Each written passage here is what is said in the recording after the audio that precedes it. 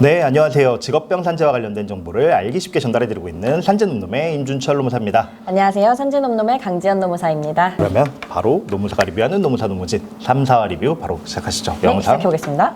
이게 시작을 이제 정경호 배우님이 노무진 씨가 죽은 채로 시작을 해요. 또 죽습니다. 계속 죽어요. 계속. 1화 때도 죽어요. 이제 철강회사에서 죽다가 살아나고 그쵸. 이번에도 아니나 다를까 전신주 갑자기 떨어져요. 그래서 다시 한번 이제 보살님, 탕준상 배우님을 만나는 장면으로 시작을 하네요. 그렇죠. 네, 저희가 1화, 2화 때도 얘기를 했죠. 이분이 전태일 열사님일 것 같다라고 했는데 확실한 증거들이 나오죠. 그쵸. 이제는 뭐 거의 확실합니다. 주변 대사에서 들어가신 지 50년이 50년이 됐다. 50년이 지나도록. 그렇죠. 전태일 열사님이 이제 돌아가신 날짜, 사망하신 날짜가 1970년도. 그쵸. 그러니까 지금 한 54년, 5년. 그리고 이게 작중이 한 23년도 막 이럴 거예요. 그러니까 얼추 맞는 것 같습니다. 그래서 50년이 지났는데 달라진 게 없다라는 걸 봤을 때는 아마 전태일 열사님이 모티브로 해서 만든 이제 캐릭터지 않을까. 보살이라는 캐릭터가 그렇다고 봅니다. 그러면서 이제 정경호 배우님 이제 사기라고 하죠. 불공정 거래다. 불공정 거래다. 그랬더니 이제 노합니다. 굉장히 와닿쳤어요. 꾸짖을 가을. 이제 어디 어린데 불공정 이제 전형적인 라떼는 말이에요. 라떼가 나와요. 라떼이. 그 긴 시간이 지나는 동안에도 변한 게 없으니까. 그렇죠. 아직도 이제 불공정 거래라는 말을 들으시면 굉장히 화를 내시는 것 같아요. 그래서 라떼 얘기를 하죠. 맨손으로 온도계 만들다가 손중독으로 죽고. 이게 떠오르는 사건이 하나 있죠, 노무사님. 저 문성면 사건이라고 네. 이제 1988년도에 직업병 산재가 처음으로 대중들에게 드러난 사건이지 않나. 그 전까지는 이 직업병, 그러니까 산재라는 게 직업에서 일어날 수 있다는 것 자체를 특히 이런 질병 산재는 그쵸. 더더욱 이제 알지 못하고 있었죠. 지금도 인과관계를 증명하는 게 산재를 승인받는 데 있어서 가장 중요한 일이죠. 그렇죠. 근데 이 당시에는 더더욱이나 일하다가 사람이 병에 걸린다? 그거를 아예 생각조차도 못한 사회적인 분위기라고 보시면 되죠. 그때 당시에 있었던 사건 중에 하나고. 간단히 설명을 한번 해주시죠. 네. 문송면 사건이라는 게 말 그대로 이제 15살 서울에 가서 일을 하면서 야간고등학교를 가야겠다라는 생각으로 올라옵니다.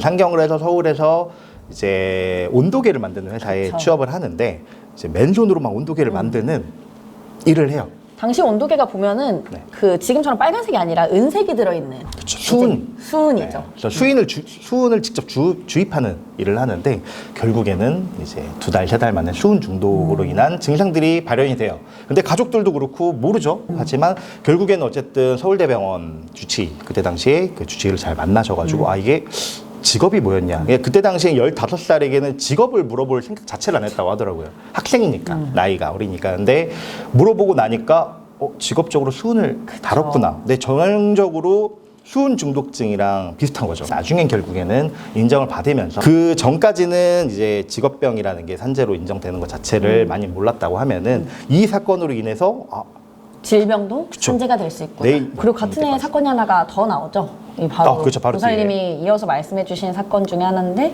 공제공장. 공제공장 사건이면은 원진레이온 사건. 떠오르는 사건이죠. 원진레이온 사건이죠. 합성섬유를 만들다 보니까 아무래도 이제 이황화탄소가 많이 나오는. 근데 이게 또 무색무취하다고 해요. 여기서 일하시는 분들이 어느 순간 중풍이랑 비슷한 마비가 오고, 그쵸, 선망을 보고 정신질환 뭐 이런 증상들이 계속 발현이 되는데 이때도 몰랐죠. 그쵸. 하지만 이제 문성면 사건처럼 이제 뭔가 이슈가 되면서 이게 직업병일 수도 있겠다라는 생각. 그래서 아마 이 두 줄을 얘기하신 게 아닌가 싶어요. 근데 산재로 본격적으로 들어가기 전에 이제 근로계약서를 보여줘요, 보살님. 처음에 썼던. 이게 정경호 배우님이 내가 이거 하나 했는데 다 된 거 아니야? 그러니까 근로계약서를 보여주면서 원혼들을 성불시켜라. 그쵸. 잘 안 읽은 네 잘못이다. 보면 특약사항이 근데 전부 다 한자로 되어 있더라고요. 다 한자로 되어 있어요. 위에는 다 한글인데 갑자기 10조부터 특약사항부터 다 한자예요. 그러니까 지금 뭐 임의로 중단하거나 성불을 시키지 못하면 계약이 자동 종료되거나 뭐 마음에 안 들면 기한 내 계약 조건 충족 못하면 바로 그냥 보내버린다고. 저승으로 보낸다. 저승으로 보내버린다고. 그러니까 어떤 피해 보상 청구도 하지 않는다거나. 그냥 하기 싫으면 죽으라는 거예요. 그렇죠. 이런 계약서 사실 법 위반 소지가 너무 많지 않나요? 는 이제 근로기준법 7조에는 보통 강제 근로금지라고 해서 근로를 강제해서는 안 돼요. 거기에 이제 근로기준법 20조에 위약 예정 금지도 있고요. 손해배상이나 뭐 이런 걸 위약했다라고 볼 수도 있고 근로기준법 자체가 강행 규정이기 때문에 이런 법에 위반되는 사항들은 내가 설령 서명을 했다라고 하더라도 그 부분에 한해서는 무효로 하죠. 네, 그렇기 때문에 나머지 부분들 유효하겠지만 이런 부분들은 무효가 됩니다. 한번 알아보실까요? 자, 드디어 살아납니다. 네, 그렇죠. 아침에 이제 처제 분이 출근을 하셨는데 좀 이상해요, 느낌이. 이상합니다. 대답도 제대로 안 하고. 네. 결국 엎혀서 처제 등이 엎혀서 병원에 실려옵니다. 병원을 갑니다. 근데 눈이 이상하죠? 그렇죠. 이제 그 노무사 사무실에 혼자 앉아있을 때 찾아온 귀신분이 보면 간호사복을 입고 계세요. 그렇죠. 그래서 이제 간호사지 않으셨나 싶은데 바로 이제 찾았다. 무섭네. 찾았다. 의사가 하필 또 이 의사예요. 하필 또. 찾았다 이래요. 자, 여기서 고증을 잘 살려는 부분이 나오죠. 쫓아와요. 갑자기 다짜고짜 돌려 세우고 잡고 때리는데 칩니다. 뺨을 쳐요. 이게 빙의가 된 거거든요. 빙의가 됐어요. 이게 남자였다면 노무사님. 그쵸. 노무사님 저라면 주먹을 때려요. 남자라면. 그쵸. 이게 만약에 노무진이었다. 노무진이었으면 그쵸. 주먹질을 했을 겁니다. 분이 뭐죠? 지금 도은영 간호사 상대적으로 힘도 작고 약하다 보니까 빙의가 된 상태잖아요. 그러니까 자연스럽게 싸대기를 때린 거예요. 그래서 와 이게 고증이 빙의가 된 걸 고증을 한 저걸 거죠. 저렇게 살리네 연기를. 근데 여기서 이제 뭐라고 할까요? 전문용어로 이제 파운딩이라고 하나요? 파운딩이 들어가요. 이게 UFC 기술이 나와요. 간호사분이 조은영 씨가 이제 주먹질을 하면서 그 얘기를 합니다. 나한테 왜 그랬냐. 아, 왜 그랬냐. 이 의사가 본격적인 가해자 중에 그렇죠. 한 명으로 나오죠. 네, 가해자 중에 한 명이죠. 그리고 또 가해자가 한 명 더 나오죠. 중요한 가해자가. 그러면은 노무진 씨가 계속해서 그 간호사 분과 함께 그때 당시 상황을 직접 봐요. 맞습니다. 이게 드디어 와요. 그때까지는 잘 몰랐다가 이제 다시 한 번 더 빙의가 되죠. 다시 한번 이제 화경으로 싹. 빙의가 돼서 결국에는 이제 그때 당시에 겪었던 일들을 보게 됩니다. 그리고 여기 결정적인 장면이 나오죠. 이제 체위 변경한 환자를 KCL 템플 IV로 주세요. 앰플2 처방을 구두 처방을 네, 구두 처방을 해요. 오더를. 근데 이제 따지죠. 그 선생님 혹시 이거 랩 확인하셨어요? 랩 안 보신 거 아니냐. 그분이 수치 제대로 봤으면 정상이라 수치가 KCL 정상인데 더 투여하지 이거를 않아도 KCL을 더 돼요. 투여해도 되냐? 아닌 것 같다 했더니 이제 어디 건방진게. 어디 간호사. 네. 근데 저런 상황이면은 압박이 너무 심할 것 같아요. 사건이 터지기 직전에 또 그쵸. 이분이 조은영 씨가 이런 거를 좀 견디다 못해서 이제 직장 내 괴롭힘 신고를 한 것 같아요. 신고를 하죠. 이제 지금 직장 내 괴롭힘 신고서 살겠다고 해봤더니 이것도 지금 가해자가 잘가 들어가. 들고 와가지고 너 이게 뭐냐 이러고 있는 상황에서 또 터지죠 사건이. 아까 구두 처방했던 KCL. 18시 51분입니다. 와 CPR. 그 약물을 처방을 했는데 환자분 상태가 급격히 안 좋아져요. 심정지가 왔다가 겨우 살아납니다. 이런 장면이 나오는데 잘못한 거니까 제가 문제는 대신 여기서 의사가 떠넘깁니다. 그리고 이제 세상이 무너졌습니다. 예. 그리고 이런. 조은영 간호사가 올라오는데 나레이션이 깔려요. 이제 그만두고 싶은데 그쵸. 그만두고 싶어 하는데 나레이션으로 이제 몰랐어 특약 사항에 1년간 퇴사 금지 그리고 타병원 이직 금지. 이직 금지다라고 되어 있습니다. 근데 이게 뭐 아까 설명을 드렸던 그 그쵸, 장면이죠. 처음 나왔던 그 예. 장면이죠. 결국에는 근로기준법 7조의 강제 근로금지. 퇴사 금지라는 건 말이 안 돼요. 그쵸 퇴사를 네. 어떻게 금지합니까? 그렇죠. 이 퇴사라는 금지라는 게 엄밀히 말하면 강제 근로잖아요. 강제 근로죠. 근데 강제 근로는 근로기준법에서 엄연히 금지하고 있는 법 규정도 있고요. 그리고 타병원 이직 금지. 물론 이제 그런 건 있을 수 있어요. 이제 사직서를 수리를 안 받는 경우. 그러니까 사직서를 제출을 했는데 안 되는 거잖아요, 이분도. 그쵸. 근데 사직서를 사측에서 수리를 안 한다고 하더라도 효력은 발생해요. 대신 늦게 발생하는 거죠. 그러니까 민법 660조에 보면은 단기후일기라고 해요. 엄밀히 뭐 짧게 쉽게 설명하면 30일. 예, 정도 뒤에 효력을 발생합니다. 길어도 2달 내에는 효력이 발생해요. 그러니까 내가 그만두겠다라고 해서 이제 회사에서 사직서 수리 못합니다라고 해도 이제 효력은 발생한다. 한 달에서 2달 사직의 의사를 뒤로는 표명했고. 효력이 발생됩니다. 라고 근데 봅니다. 이런저런 일들이 다 겹쳐서 그만도 못 둬 회사에서 괴로워 민영사 고소까지 들어와 그래서 결국 극단적인 안타깝게도 선택을 극단적인 선택을 하게 되죠. 이렇게 3화가 끝나고 4화가 이어서 가요. 그렇죠. 그래서 바로 이어지는 내용으로 본격적인 해결이 나오죠, 여기서. 이제 알았잖아요. 알았어요. 왜 이분이 지금 안타까운 선택을 했는지를 알았기 때문에 갑자기 책을 꺼냅니다. 책장에서. 농사 노무진님이 공부해야 돼요. 책을 꺼내요. 그래서 양치하면서도 책을 읽어요. 그리고 나서 설명을 하기 시작해요. 쉽게 얘기하면 첫 번째 자살 산재 인정 기준 첫 번째 업무상 사유 때문에 자살. 업무 기능성이죠. 그렇죠. 두 번째 자살 당시 정신적 이상 상태였을 거예요. 이게 흔히 말하는 트리거입니다. 트리거. 내가 평소에 안 좋아하는데 특별 뭔가 유발할 만한 극심한 스트레스나 이런 사건이 있어야 돼요. 그래서 인정받기 어려운 거예요. 네. 그럼 그 사건이 업무로 인해 유발되어야 하고 그렇죠. 그런 상태에서 극단적인 선택을 했을 때 두 가지가 전부 충족이 되어야 인정이 굉장히 돼요. 어려운 거죠. 그러니까 이 특히 이제 자살 산재 같은 경우에는 사망을 하셨잖아요. 그쵸. 돌아가시고 나서 유족분들이 저희한테 맡기러 오시는데 그때 유족분들도 이분이 몰라요. 왜 그때 어떤 마음을 가지고 있었는지, 뭐가 평소에 힘들었는지는 모르는 경우가 대다수예요. 예. 근데 만약에 우울증이나 이런 심리 정신질환 관련된 의무 기록이 있잖아요. 그럼 이분이 평소에 어떤 상태였는지 자세하게 기록이 돼 있습니다. 그쵸. 왜 이분이 우울증을 우울한 기분이 됐는지, 어떤 사유로 상담 사건들이 받으면서 할 있었는지 테니까. 의무 기록에 어느 정도 다 자료가 남아 있어요. 그래서 도움이 되는 거예요. 그래서 결국에는 또 부모님을 만나러 가요. 근데 여기 은영이는 횟집 들어가는데 와 진짜 깜짝 놀랐어요. 보면서. 너무 고증이 철저한가요? 철저해요.